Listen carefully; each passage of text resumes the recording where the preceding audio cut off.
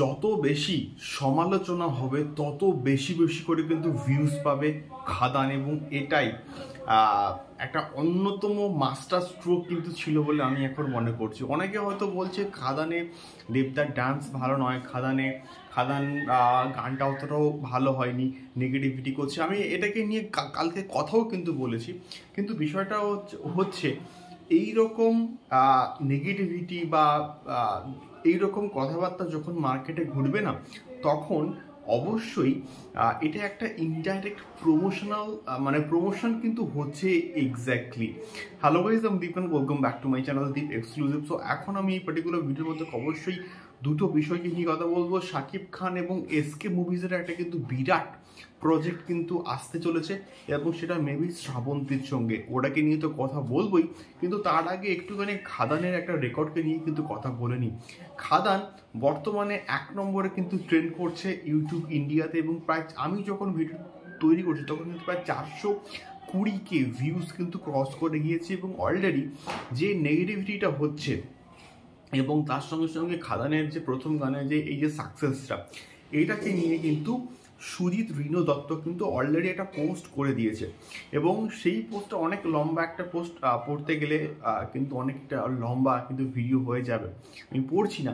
কিন্তু বিষয়টা হচ্ছে গিয়ে এই যে পার্টিকুলার পোস্টটা, এটার মোদ্দা কথা বা মেন মোটো হচ্ছে এইটা যে খাদানের প্রথম গানটা প্রচণ্ড সাকসেসফুল হয়েছে এবং সবাইকে থ্যাংক ইউ কিন্তু জানিয়েছে। এবং তার সঙ্গে সঙ্গে যে বিষয়টা হচ্ছে যে এই যে সমালোচনা হচ্ছে, নেগেটিভিটি হচ্ছে, দেবদার ডান্স অতটাও ভালো পারছে না, এই যে বিষয়পত্রগুলো ঘটছে, এগুলো সত্যিকারে না এক সাইডে সরিয়ে দাও, এক সাইডে সরিয়ে দিয়ে খাদানের গানটাকেও তো এনজয় করো। এটা সিনেমা হলে চলবে, এটা পুজোর প্যান্ডেলে কিন্তু চলবে, এবং এটা সর্বত্র কিন্তু তাণ্ডব করবে। এটা আমি এখন বলতে কিন্তু জাস্ট বাধ্য হচ্ছি। দেখা যাক কীরকম রেসপন্স পায় এবং কতক্ষণ নাম্বার 1 ট্রেন্ডিংয়ে থাকে খাদানের এই পার্টিকুলার গানটা, আমরা কিন্তু অবশ্যই আমাদের কিন্তু নজরে থাকবে। দ্বিতীয়ত যদি কথা বলি, শাকিব খান এবং এসকে মুভিসের যে বিরাট একটা প্রজেক্ট আসার কথা রয়েছে, এবং সেটা মেবি সম্ভবত কিন্তু হতে পারে শের বলে যে প্রজেক্টটা আসার কথা আমরা শুনছিলাম, সেখানে কিন্তু মেন লিড ক্যারেক্টারে কিন্তু থাকতে পারে আমাদের শাকিব খান, এবং এটা আমরা ইনডাইরেক্টলি তো কনফার্ম ধরতেই পারি, এবং সেটা মেবি এসকে মুভিজের সঙ্গেও কিন্তু হতে পারে। এবং রিসেন্টলি এসকে মুভিজের যে যে যে ওই যে প্রোগ্রামটা, সেখানে কিন্তু শাকিব খান এসেছিলেন, এবং ওই শ্রাবন্তীর সঙ্গে যে একটা হাগ, সেটা কিন্তু রীতিমতো কিন্তু ভাইরাল হয়েছে।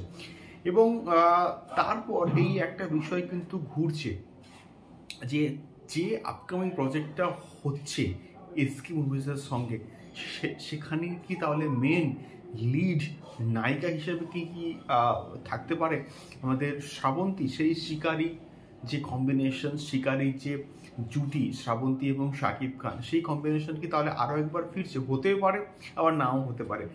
যতক্ষণ না অবধি একটা কনফার্ম আপডেট আমরা পাবো, এটাকে নিয়ে কিন্তু শিওর শর্ট কথা কিন্তু বলতে পারবো না। বাট শাকিব খানের সঙ্গে এসকে মুভিজের ইন ফিউচারে একটা কিন্তু প্রজেক্ট আসার অনেকটা পসিবিলিটি আছে। তার কারণটা হচ্ছে শিকারি হয়েছে, এবারে দরদরা হলো, এবারে শাকিব খানের যেহেতু বাংলাদেশে একটা বিরাট বড় কমার্শিয়াল মার্কেট আছে, সেই মার্কেটটাকে টার্গেট করার জন্যই কিন্তু এই ইনিশিয়েটিভটা।